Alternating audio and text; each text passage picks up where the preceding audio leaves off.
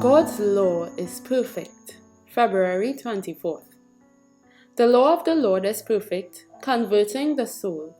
The testimony of the Lord is sure, making wise the simple. The statutes of the Lord are right, rejoicing the heart.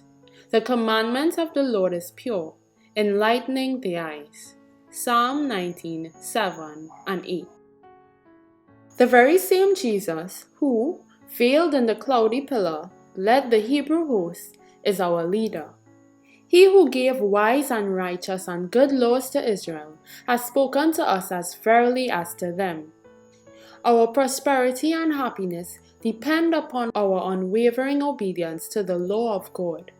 Finite wisdom could not improve one precept of that holy law.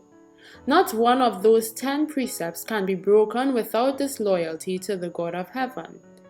To keep every jot and tittle of the law is essential for our own happiness and for the happiness of all connected with us. Great peace have they which love thy law, and nothing shall offend them. Yet finite creatures will present to the people this holy, just, and good law as a yoke of bondage, a yoke which they cannot bear. It is the transgressor that can see no beauty in the law of God. The whole world will be judged by this law. It reaches even to the intents and purposes of the heart, and demands purity in the most secret thoughts, desires, and dispositions. It requires us to love God supremely and our neighbor as ourselves. Without the exercise of this love, the highest profession of faith is mere hypocrisy. God claims from every soul of the human family perfect obedience to his law. Whosoever shall keep the whole law and yet offend in one point, he is guilty of all. The least deviation from that law by neglect or willful transgression is sin, and every sin exposes the sinner to the wrath of God.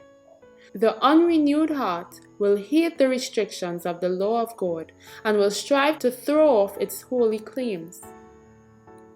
Our eternal welfare depends upon a proper understanding of the law of God, a deep conviction of its holy character, and a ready obedience to its requirements.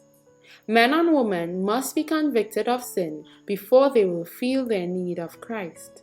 Those who trample under their feet the law of God have rejected the only means to define to the transgressor what sin is. They are doing the work of the great deceiver. The Signs of the Times, March 3, 1881. From To Be Like Jesus, page 63.